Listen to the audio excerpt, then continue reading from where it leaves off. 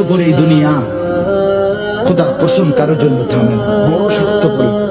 হ্যাঁ, যেদিন বাপের জানাজা পড়ে, যেদিন বাপের লাশ কবরে দাফন করে, সেদিনও বংশধর সন্তান ছেলে মেয়ে ঘন্টাখানিক 2-4 ঘন্টা কাইন্দা কাটটা হইল, রাতের বেলা ঠিকই ভাত খায়।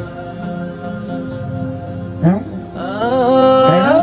পাশের ঘর থেকে খানা আনে, আবার ঠিকই খায়। স্বার্থপর দুনিয়াতে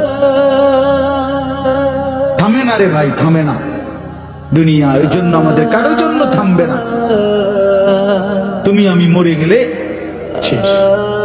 আবারও বলছি কথা, আমি মরে গেলে এরপরে পৃথিবী যত আধুনিক হোক না কেন, আমার কি কথা বুঝছিনি? আমি মরার পরে যদি সবার ঘর স্বর্ণের বাড়ি হয়ে যায়, তো আমার লাভ হইল কি? আমার মৃত্যুর পরে যদি সব মানুষ আধুনিক হইয়া সাদের দেশেও জায়গা, আমার ফায়দা কি? আমি তো না, আমি তো মরে গেলাম। যে কবরে চলে গেল সে কি আর ফিরে আসবে? আল্লাহ আমাদেরকে বুঝ দান করেন।